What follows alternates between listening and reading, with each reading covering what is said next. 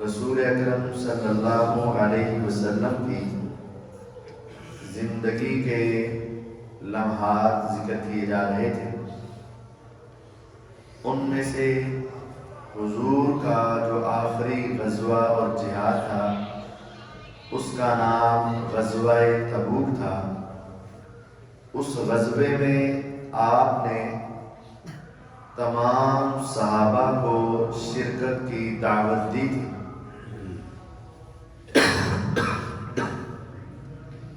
30,000 مسلمان اس غزوے میں شریک ہوئے تھے، لیکن 3 سچے صحابہ اس غزوے سے جہاد سے پیچھے رہے۔ 3، صرف 3۔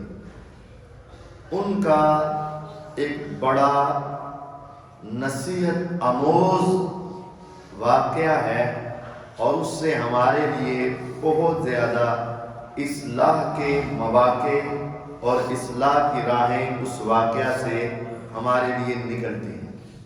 صحیح بخاری اور صحیح مسلم میں یہ بات پوری تفصیل سے موجود ہے۔ آج وہ جو 3 اس جہاد سے پیچھے رہے، انہوں نے پھر کیا کیا، اللہ تعالیٰ نے ان کے ساتھ کیا معاملہ رکھا اور اس میں ہمارے لیے کیا عبرت اور نصیحت ہے، اس کا تذکرہ بڑے اختصار کے ساتھ کرنے کی کوشش کی جائے۔ صحیح بخاری میں حدیث ہے کہ سیدنا کعب بن مالک رضی اللہ تعالی عنہ، یہ صحابی بھی اس غزوے سے پیچھے رہے۔ یہ کہتے ہیں کہ حضور علیہ السلام کے ساتھ جتنے غزوے ہوئے میں تمام غزوات میں شامل تھا، سوائے بدر کے اور اس غزوہ تبوک کے۔ اور بدر کی وجہ یہ تھی کہ جب صحابہ نکلے تھے جہاد کا ارادہ نہیں تھا، وہ تو قریش کا قافلہ اس کو پکڑنے کا ارادہ تھا۔ اور یہ وہ صحابی ہیں جو بیعت عقبہ مکے کے اندر حضور کے ہاتھ پر بیعت کر کے آپ کا ساتھ دینے والے صحابہ میں شامل تھے۔ تو کہتے ہیں پیغمبر علیہ السلام نے جب غزوہ تبوک کا ارادہ کیا تو تمام صحابہ سے جہاد کے لیے نکلنے کا کہا، اور اس وقت میرے پاس 2 سواریاں بڑی اعلیٰ قسم کی موجود تھی، اور اتفاق یہ ہے کہ اس سے پہلے کبھی بھی میرے پاس 2 سواریاں نہیں تھیں، یعنی اس غزوے میں میرے پاس جہاد پر جانے کے لیے پورا سامان اور تیاری موجود تھی۔ حضور علیہ السلام نے غزوہ تبوک کا کہا، صحابہ کرام تیاری کرنے لگے۔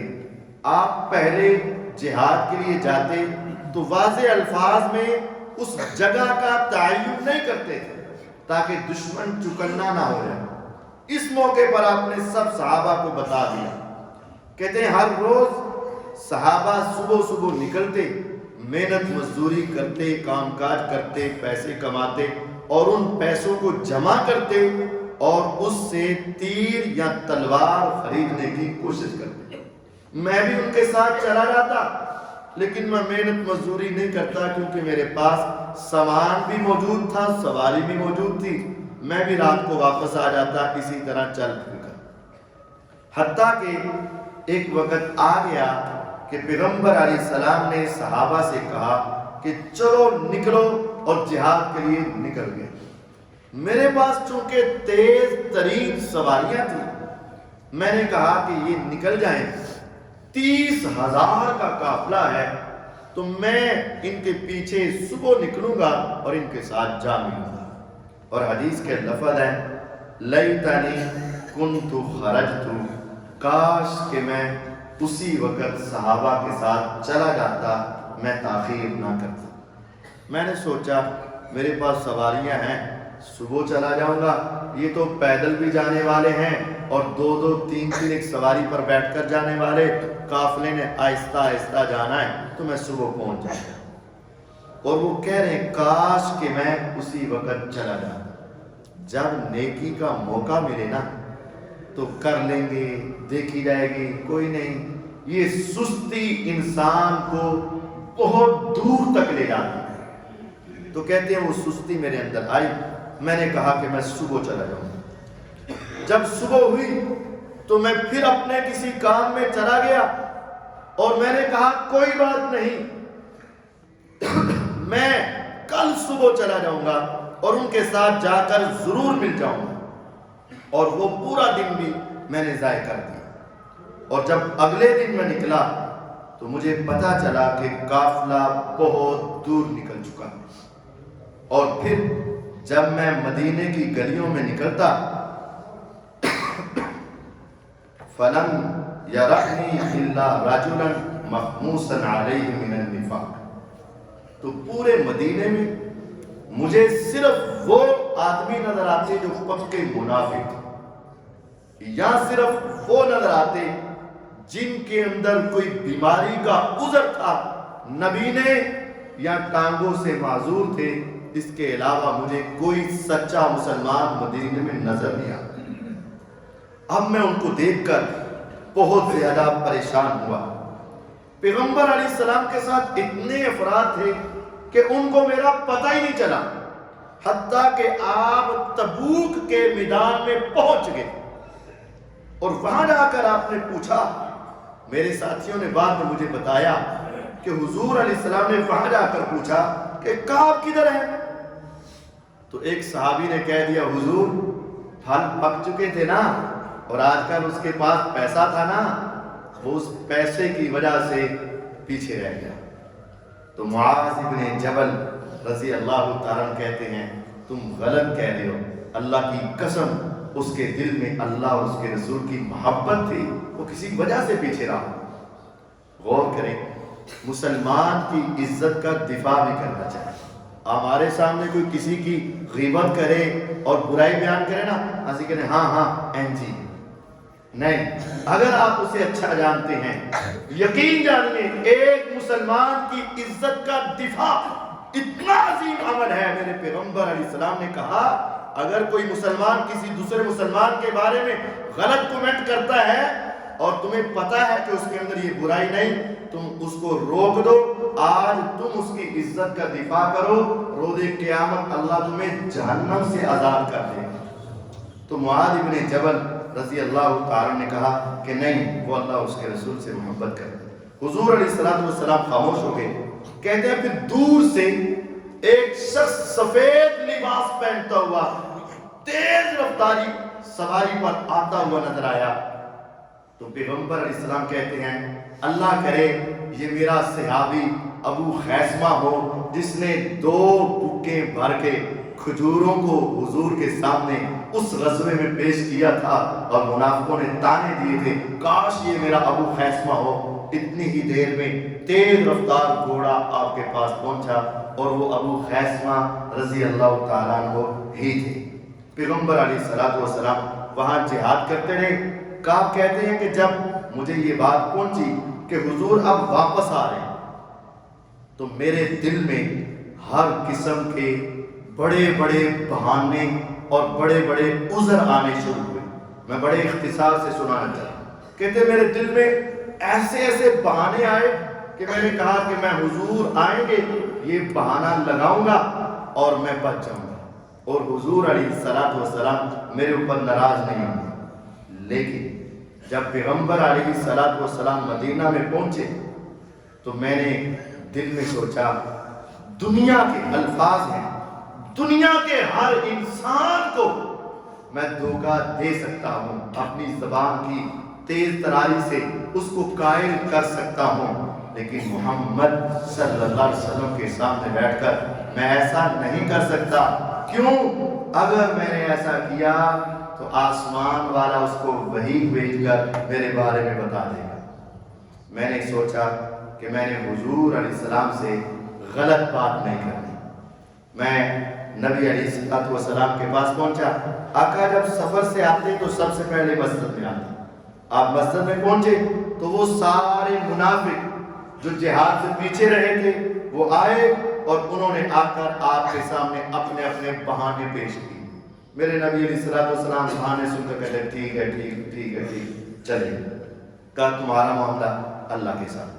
جب میں نے سلام پیش کیا حضور نے میری طرف دیکھا, چہرے پہ غصے کے اثرات, لیکن پھر بھی آپ مسکرا پڑے, غصے والا مسکرانا, اور مجھے کہا تعال ادھر آؤ یہاں پاس بیٹھو. کہا تیرے پاس سواری نہیں تھی؟ تیرے پاس سامان نہیں تھا. گیا کیوں نہیں؟ حدیث کے الفاظ ہیں, کہتے میں نے کہا اللہ کے رسول صلی اللہ علیہ وسلم لو جلست عند غیرک من اہل الدنیا, اگر آپ کے سوا میں دنیا میں کسی انسان کے سامنے بیٹھتا لا رأیت انی سأخرج من سخطی بعذر, مجھے یقین ہے کہ میں کوئی ایسا بہانہ ایسی فلم چلاتا کہ وہ میرے اوپر ترس کھا جاتا. لیکن حضور میں آپ سے غلط بیانی نہیں کرتا. سچی بات یہ ہے سوائے سستی کے اور کچھ نہیں. میرے پیغمبر علیہ الصلوۃ والسلام نے کہا ہاں یہ ہے جس نے میرے ساتھ سچ بولا ہے. پہلے منافق جھوٹ بولتے گئے, اس نے بات سچی. ہاں اب تیرا فیصلہ اللہ تعالیٰ ہی کریں گے اور کوئی نہیں کرے گا, چلے جاؤ. جب باقی سب کو حضور کہتے رہے ٹھیک ہے اور میرے بارے میں کہا کہ تیرا فیصلہ اللہ کرے گا, جب یہ بات سنی میں اٹھ گیا تو بنو سالمہ قبیلے کے کچھ لوگ میرے پیچھے آئے, کہنے لگے کعب واللہ ما علمناک اذنبت ذنبا قط. کعب اللہ کی قسم ہم سمجھتے ہیں تو نے زندگی میں کبھی کوئی گناہ نہیں کیا, تو یہاں تھوڑی سی بات کر دیتا. اور تمہیں پتا ہے حضور علیہ السلام نے تیرے لیے معافی مانگ دینی تھی, اللہ نے تجھے معاف کر دینا تھا. انہوں نے مجھے اتنی ذہن سازی کی کہ پھر میرے دل میں خیال آیا کہ یار حضور کو جا کر کہہ ہی دوں کہ نہیں میرا ایک عذر یہ بھی تھا. لیکن میں نے اس سے پہلے پوچھا کہ کیا کسی اور نے بھی میرے جیسی سیدھی بات کی ہے؟ انہوں نے کہا ہاں 2 بندے اور ہیں, ایک ہلال بن امیہ, ایک مرارہ بن ربیع رضی اللہ عنہ. جب انہوں نے میرے سامنے 2 بندوں کا نام لیا اور یہ دونوں بدری صحابی تھے, میں نے کہا اللہ کی قسم جہاں بدر والے وہاں کعب, میں حضور کے سامنے دوبارہ نہیں تھا. میرے پیغمبر علیہ الصلوۃ والسلام نے اللہ کی وحی کے ذریعے اسی دن یہ اعلان کر دیا کوئی مسلمان ان 3 صحابہ سے کلام نہیں کرے گا. اب تصور کرو کتنا بڑا ان کے لیے امتحان آیا. فرمایا حضور علیہ الصلوۃ والسلام نے 3 صحابہ سے کوئی مسلمان کلام نہیں کرے گا. وہ 2 صحابی عمر میں مجھ سے بڑے تھے, ادھیر عمر کے تھے, میں جوان تھا, میرے اندر تو قوت و طاقت تھی, میں مسجد میں بھی آ جاتا, نماز بھی پڑھ لیتا. لیکن وہ 2 تو اپنے گھر کے اندر ہی بیٹھ کے اور 24 گھنٹے اکثر اوقات اور روتے ہی رہے کہ حضور ہم سے کلام ہی نہیں کرے, اب کوئی مسلمان ہم سے بات ہی نہیں کرے گا. کہتے ہیں میں مسجد میں جاتا, حضور علیہ الصلوۃ والسلام کو سلام کہتا, آقا اونچی آواز سے میرے سلام کا جواب نہ دیتے, لیکن میں پھر آپ کے ہونٹوں کی طرف دیکھتا کہ حضور نے ہونٹ ہلا کر میرے لیے دعا تو کی ہے کہ مجھے اپنی دعاؤں سے محروم کر دیا. اور پھر میں حضور علیہ السلام کے قریب نماز پڑھتا اور نماز سے جب سلام پھیرتا نا تو جان بوجھ کر زیادہ دیر تک حضور کے چہرے کی طرف دیکھتا رہتا, لیکن حضور غصے کی وجہ سے اپنا چہرہ دوسری طرف کر دیتا. اب مجھ سے یہ چیز برداشت نہیں ہوتی. کہتے ہیں میں بازار میں جاتا, بازار میں کوئی مسلمان میرے ساتھ کلام نہیں کرتا, میں سودا لینے جاتا, مسلمان اپنا چہرہ دوسری طرف کر دیتا. تصور کریں ہماری تھوڑی سی مسجد میں لڑائی ہو جائے ہم مسجد چھوڑ دیتے ہیں, تھوڑا سا اختلاف ہو جائے مذہب چھوڑ دیتے ہیں, مسلمانوں سے ہم ناراض ہو جاتے ہیں. اس کا پریشانی کا عالم کیا ہوگا. میرے آقا اس کی طرف دیکھے ہی نہ, صحابہ ان سے بولے ہی نہ, بازار میں نکلے تو کوئی اس کے ساتھ سلام نہ دے. کہتے جب میں تنگ آ گیا نا حتی مشیتو حتی تصورت جدار حائط ابی قتادہ، میرے چچا کا بیٹا، میرا کزن، سب سے زیادہ گہرا دوست میرا ساتھی تھا ابو قتادہ رضی اللہ عنہ، تو میں اس کے باغ کے پاس گیا، اس نے دروازہ ہی نہیں کھولا، میں دیوار کو پھیلان کر اندر چلا گیا۔ میں اس کے ساتھ دنیا میں سب سے زیادہ محبت کرتا تھا، اللہ اور اس کے رسول صلی اللہ علیہ وسلم کے بعد۔ میں نے اس کو سلام کہا، فواللہ ما رد علیہ السلام، حضور نے کہا تھا بولنا ہے، اللہ کی قسم میرے جگری دوست نے میرے سلام کا جواب ہی نہیں دیا۔ میں نے کہا یا ابا قتادہ، ابو قتادہ تو بھی؟ میں تجھے اللہ کی قسم دے کر پوچھتا ہوں، تو نے میری پچھلی زندگی نہیں دیکھی؟ احد میرا نہیں دیکھا؟ میرا خندق میں لڑنا نہیں دیکھا؟ میرا خیبر میں جانا نہیں دیکھا؟ میرا مکہ کی فتح میں جانا نہیں دیکھا؟ میرا حنین کے اندر بہادری کے جوڑ دکھانا نہیں دیکھا؟ تجھے اللہ کا واسطہ، تجھے اللہ کی قسم، تجھے نہیں پتا کہ میرے دل میں اللہ اور اس کے رسول کی محبت ابھی بھی موجود ہے؟ بتا۔ جب میں نے اس کو اللہ کی قسم دے کر کہا، اس نے کہا اللہ و رسولہ اعلم، اللہ کو زیادہ پتا ہو یا رسول جانتے ہو، میں کچھ نہیں کہہ سکتا۔ جب میرے اتنے قریبی دوست نے بھی میری محبت کی گواہی نہیں دی، ففاضت عینائی، میں وہیں رونا شروع کر دیا۔ وتولیت، کہتے ہیں میں چپ کر کے واپس مڑا اور میں نے دوبارہ دیوار کو پھلانگا اور باہر نکلا ہے۔ ابھی میں باہر پہنچا ہی تھا تو میرے ایمان کا امتحان شروع ہوا۔ اس جملے کو ذرا غور سے دیکھیے گا، نہ میرے آقا دیکھ رہے ہیں، نہ صحابہ دیکھ رہے ہیں، نہ بہن، نہ بھائی، نہ ماں، نہ باپ، کوئی انسان ان سے کلام کرنے کے لیے تیار نہیں۔ اور جب کہتے ہیں میں باہر نکلا، بازار میں پہنچا، تو ایک تاجر لوگوں سے پوچھ رہا تھا کعب کہاں ہے، کعب کہاں ہے؟ لوگوں نے میری طرف اشارہ کیا، اس کا نام کعب ہے۔ وہ تاجر شام سے آیا تھا اور اس کے ہاتھ میں ایک خط تھا، اس نے وہ خط میرے ہاتھ میں تھما دیا۔ میں نے خط کو کھولا، میں پڑھا لکھا انسان تھا، کاتب تھا۔ میں نے پڑھا کہ غسان کے بادشاہ نے کہا قد بلغنا ان صاحبک قد جفاک، اے کعب ہمیں یہ پیغام پہنچا ہے کہ تیرے صاحب یعنی تیرے نبی نے تیرے ساتھ زیادتی کی ہے۔ بادشاہ نے خط لکھا، ہمیں پتا چلا ہے کہ تیرے ساتھ ظلم ہو رہا ہے۔ وَلَمْ يَجْعَلْكَ اللَّهُ بِدَارِ هَوَانٍ، اور اللہ نے تمہیں بڑی عزتوں سے نوازا ہے، تمہیں اس طرح ذلت کے لیے نہیں چھوڑا۔ تو ہمارے پاس آ جا، ہم تمہیں اپنی بادشاہت کا حصہ دینا چاہتے ہیں۔ ایک طرف پیغمبر علیہ السلام کی ناراضگی، صحابہ کی ناراضگی، کوئی کلام کرنے کے لیے تیار نہیں، اور دوسری طرف شام کی بادشاہت کی لالچ۔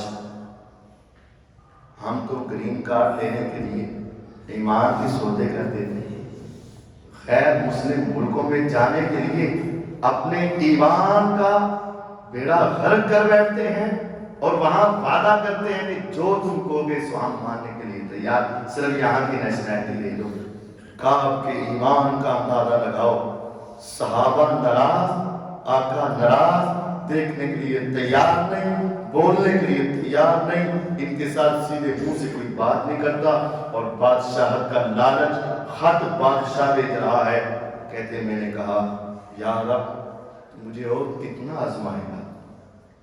میں نے اس خط کو پکڑا، سامنے تندور تھا، میں نے جا کر وہ خط اس تندور میں پھینک دیا۔ میں نے کہا مجھے دنیا کی لالچ نہیں چاہیے، مجھے دنیا کی عزت نہیں چاہیے، مجھے دنیا کی بادشاہت نہیں چاہیے، میں اپنے ایمان پہ قائم ہوں، اپنے ایمان پہ قائم۔ کہتے ہیں جب 40 دن گزر گئے کسی صحابی نے مجھ سے کلام نہیں کیا، 40 دن گزر گئے میرے آقا نے مجھ سے کلام نہیں کیا۔ میں حضور کے چہرے کو دیکھتا، آقا چہرہ دوسری طرف۔ 40 دن کے بعد ایک پیغام لے کر آنے والا آیا کہ اپنی بیوی سے بھی الگ ہو جاؤ، گھر والوں سے بھی کلام نہیں کرنا، بیوی بھی تمہارے قریب نہ آئے۔ میں نے کہا کیا طلاق دے دوں؟ اگر حضور کہتے ہیں تو دے دیتا ہوں۔ فرمایا نہیں، طلاق نہیں، لیکن میاں بیوی کے تعلقات ختم۔ میں نے کہا ٹھیک ہے۔ جو میرے دوسرے دو ساتھی تھے نا، وہ تو غم کی وجہ سے چارپائی کے ساتھ چارپائی ہو گئے، ان سے تو اٹھا بھی نہیں جا رہا۔ ایک کی بیوی ہلال بن امیہ رضی اللہ کی بیوی حضور کے پاس آئی اور آ کر کہنے لگی حضور میں ہلال کی خدمت کر سکتی ہوں کہ نہیں؟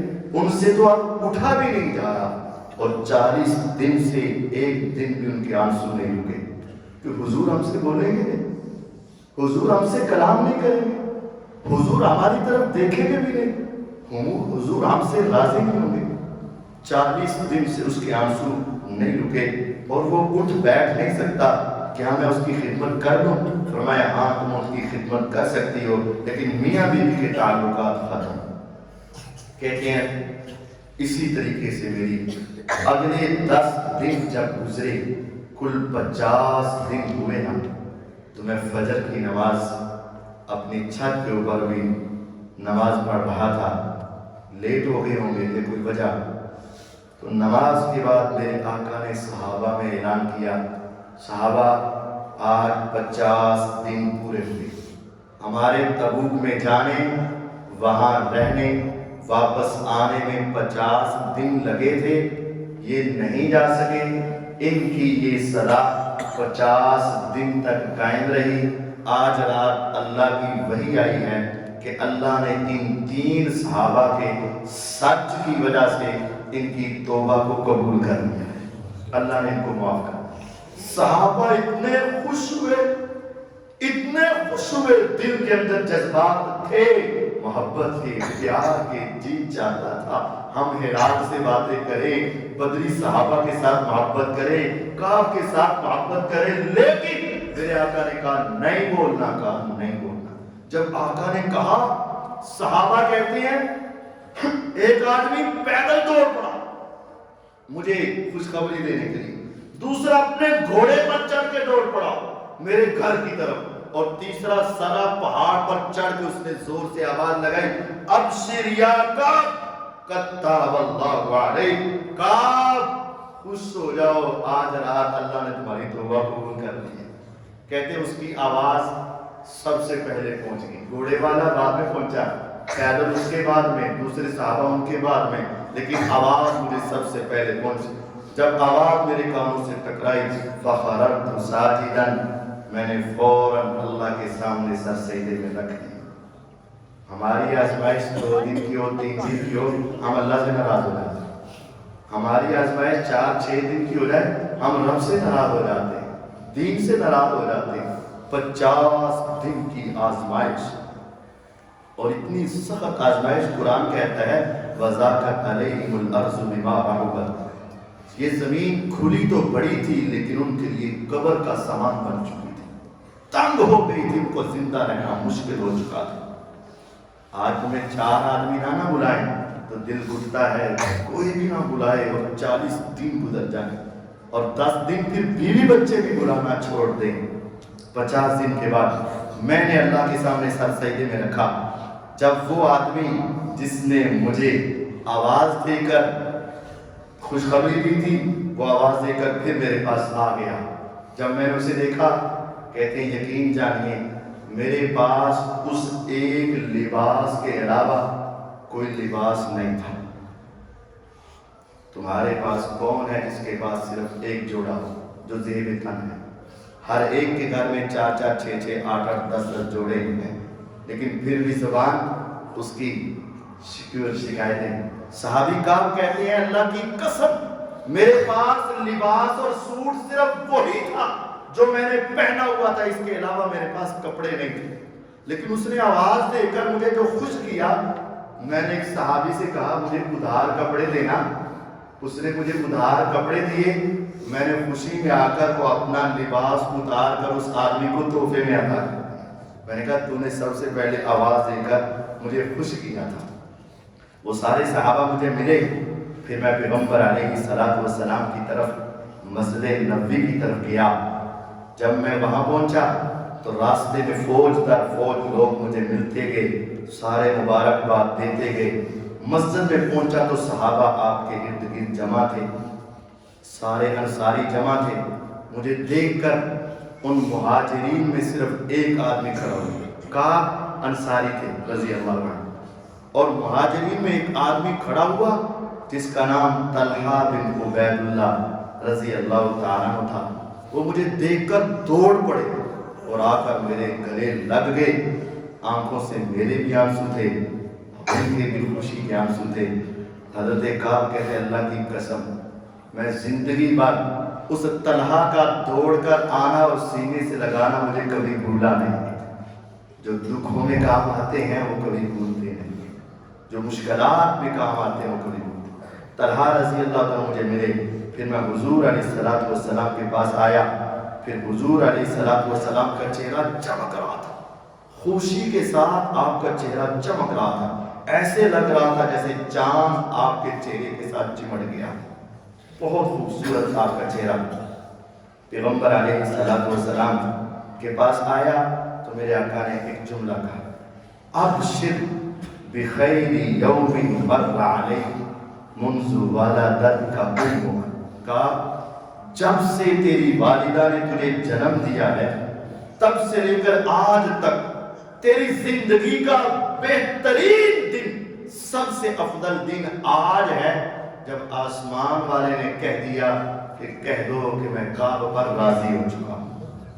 میں نے کہا اے اللہ کے رسول صلی اللہ علیہ وسلم، اس دن کو آپ میری ساری زندگی کا افضل دن آپ کہہ رہے ہیں یا یہ پیغام اللہ کی طرف سے آیا ہے؟ فرمایا کہا یہ پیغام اللہ کی طرف سے آیا ہے، اللہ نے کہا ہے کعب کو خوشخبری دے دو کہ اس کی زندگی کا سب سے بہترین دن ہے۔ ہماری زندگی کا سب سے بہترین دن کون سا ہے؟ جس دن ہم اللہ سے سچی توبہ کر لیں، سچی طرح اللہ کو منا لیں اور ہمارا دل گواہی دے دے کہ اب تو میرا رب مان چکا ہوگا، اب میرا رب راضی ہو چکا ہوگا۔ اتنا مناؤ کہ دل اندر سے گواہی دے دے کہ اب تیرا رب تیرے اوپر راضی ہے۔ سمجھ لینا تمہاری زندگی کا سب سے بہترین دن وہ ہے جس دن توبہ قبول ہوئی، اللہ تعالیٰ راضی ہوئے، فرمایا تیری پیدائش سے لے کر آج تک بڑی خوشیاں آئی ہوں گی، لیکن سب سے بہترین دن اللہ کہتے آج ہے جب میں تیرے اوپر راضی ہو چکا۔ حضرت کعب رضی اللہ تعالیٰ کہتے ہیں اے اللہ کے رسول صلی اللہ علیہ وسلم، اللہ نے میری توبہ قبول کی ہے نا، اب میں چاہتا ہوں میرے پاس جتنا مال ہے میں سارا اللہ کے راستے میں صدقہ کر دوں۔ فرمایا نہیں، سارا مال صدقہ کر کے پیچھے کیا کرو گے؟ اپنا کچھ مال روک لو تاکہ تمہیں دنیا کے سامنے ہاتھ نہ پھیلانا پڑے، اور جو اضافی ہے وہ صدقہ کرو۔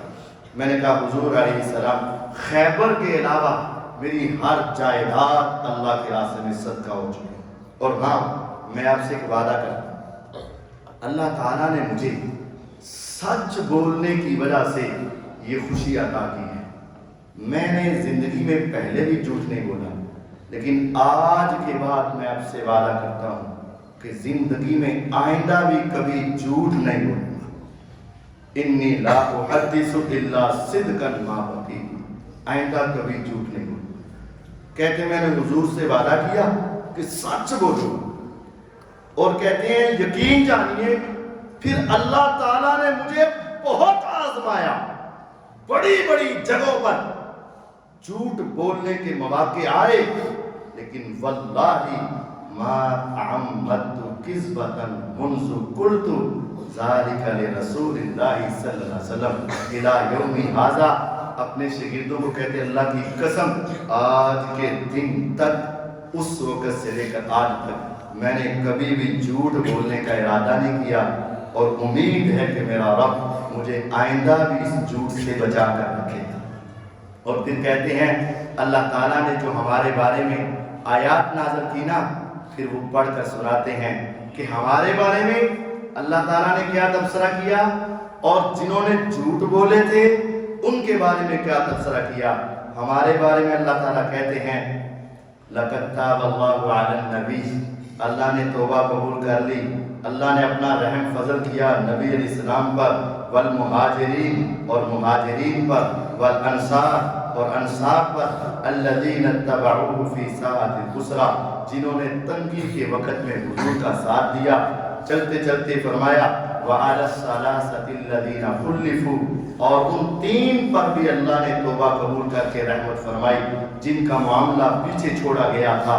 حتی ضاقت علیہم الارض بما رحبت، زمین کھلی تو بڑی تھی لیکن ان کے لیے قبر کی طرح تنگ ہو چکی تھی۔ وضاقت علیہم انفسہم، اور ان کا اپنا وجود بھی ان کو بوجھ لگ رہا تھا۔ وظنوا ان لا ملجأ من اللہ الا الیہ، اور ان کو یقین ہو چکا تھا اس مشکل سے نجات صرف اللہ ہی ہمیں دے سکیں گے۔ ثم تاب علیہم انہ بہم رؤوف الرحیم، پھر اللہ نے ان کی توبہ قبول کی۔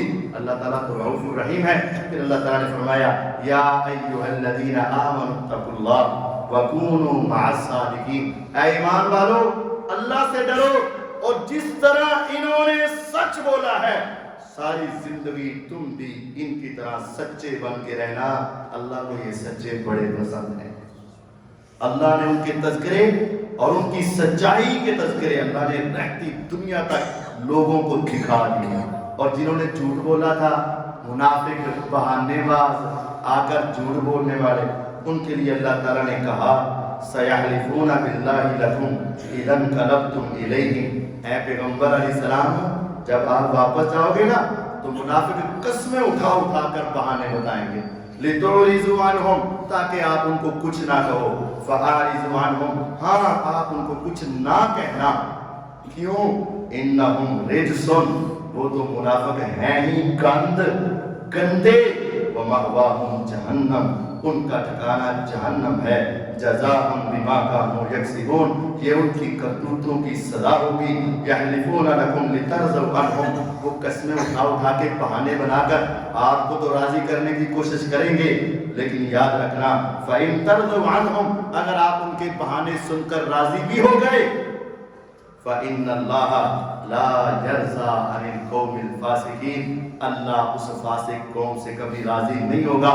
ایک کے لیے اللہ کی جنت کے انعام اور دوسروں کے لیے جہنم کی وعیدیں، کہتے اللہ تیرا شکر ہے میں نے پیغمبر علیہ السلام سے سچ بولا اور سچوں میں شامل ہوا، جنت کے وعدے آ گئے۔ اللہ تیرا شکر ہے میں نے جھوٹ نہیں بولا، وعدہ خلافی نہیں کی، میں نے اپنے پیغمبر کے ساتھ کوئی غلط بیانی نہیں کی، ورنہ میرا ٹھکانہ بھی جہنم میں ہونا تھا۔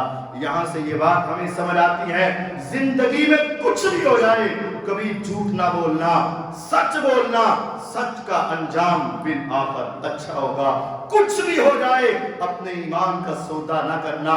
دنیا کی بادشاہت کے لالچ آ جائیں، دنیا کے اندر تمہیں تکالیف آ جائیں، مشکلات آ جائیں، آزمائشیں آ جائیں، بڑی سے بڑی آزمائش بھی آ جائے، صبر کرنا، اپنے ایمان کا سودا نہ کرنا۔ اگر میرے کعب رضی اللہ تعالیٰ عنہ اپنے ایمان کا سودا کر لیتے، کعبے کے رب کی قسم قرآن میں ان کے تذکرے اس طرح نہ ہوتے، اب رہتی دنیا تک ان کی تعریفی کلمات اور اللہ کی رحمت کا نزول ان کے سچ اور اپنے ایمان پر قائم رہنے کے ساتھ ہی ہیں۔ اگر ہمیں دنیا کی لالچ، دنیا کی چودراہٹ، دنیا کی سرداری، دنیا کا پیسہ، دنیا کی نیشنلٹی ہمارے ایمان پہ غالب آ گئی، پھر آخرت میں تباہی اور بربادی ہے۔ اور اگر ہمارا ایمان ساری دنیا کی لالچوں پر غالب آ گیا تو پھر ہماری دنیا اور آخرت کامیاب و کامرانی سے گزرے گی۔ اللہ تعالی ہمیں بھی ایسا سچا ایمان اور ہمیشہ اس طرح سچ بولنے کی توفیق عطا فرمائے۔ وآخر دعوانا ان الحمد للہ۔